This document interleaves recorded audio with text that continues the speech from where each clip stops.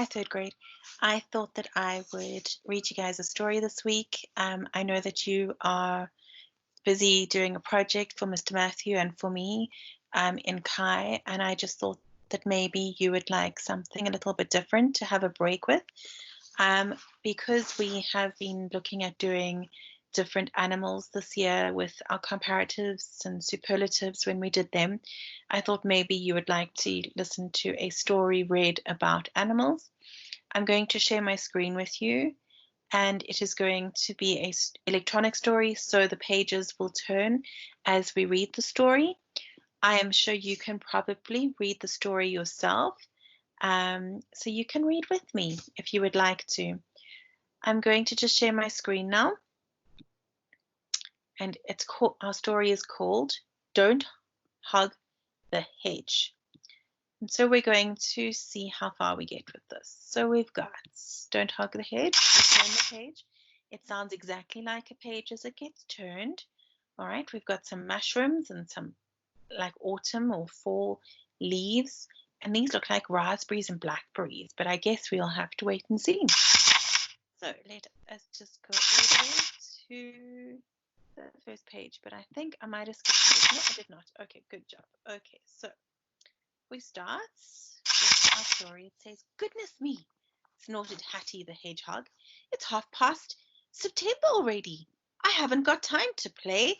I must finish my hibernation checklist." And on her checklist, she's got water, bedding, toilet area, and alarm clock. Goodness gracious. And you can see that there is a rabbit, and I guess it's maybe a squirrel playing in the field. As the leaves grew crisper and the air colder, Hattie worked hard to prepare her winter home.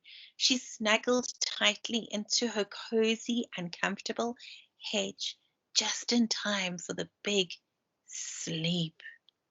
You see that she's made a toilet somewhere down here, and she has lots of snacks, bugs and so forth, and there's even a spider over here. Okay, just as she was drifting off, little footsteps caused her to open her eyes. "Who could that be?" she grumbled as she stuck her fur and slightly damp nose out of the hedge. 3 dormice, Dylan, Dexter, and Doris, popped up out of the patch of fallen leaves.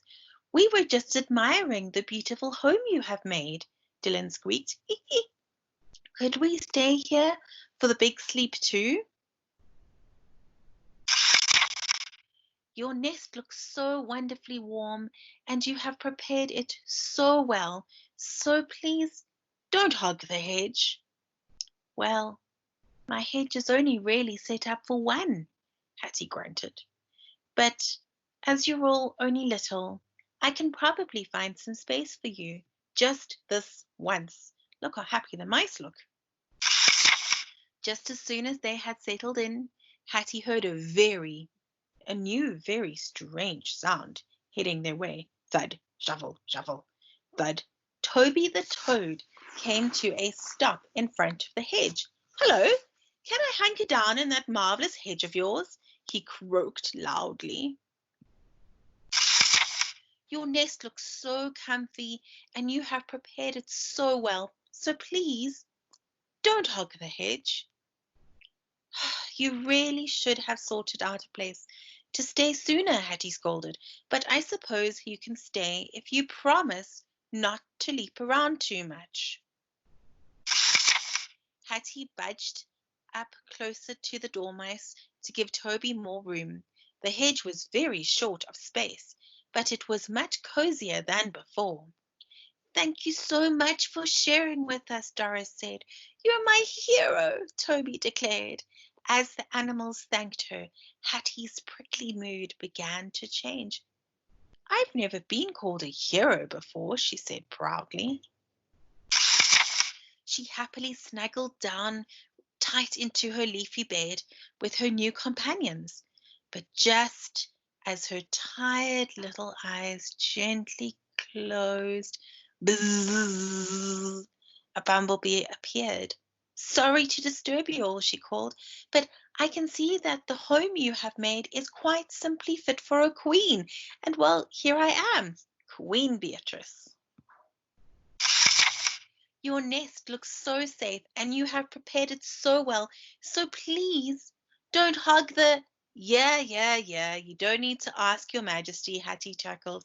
Just come on in and make yourself at home. What a squashed up bunch they were. Hattie's spikes tickled Toby's nose, and everyone was trying to avoid Queen Beatrice's sting. Eventually they all settled down. But then, sob, snivel, sob. Ah! Billy, a young and very upset bat, floated gently down beside the hedge. I'm lost. I can't find my family, he sobbed. Can I hang out in your company for a little while? Hattie looked around at her crowd. I don't think there's any hedge left to hug, she said. We simply cannot all fit in. But then she did something totally unexpected. You can have my space, Hattie offered. She stepped out of the hedge to make room for the last little bat. But then her friends did something even more unexpected. They all stepped out of the hedge as well. This hedge is not a home without you, Hattie, squeaked Dexter. Let's find a place where we can all fit. Hattie felt warm and fuzzy inside, even though it was freezing outside. So they set off and soon found a new, more perfect spot for their big and well-deserved sleep. And they found Billy's family there too. All of them. The end.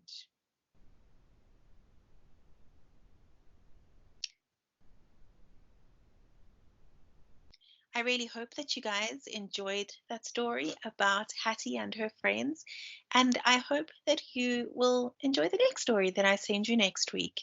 Guys, have a wonderful rest of your week, and we will all see you soon on our online lessons. Bye for now. Bye.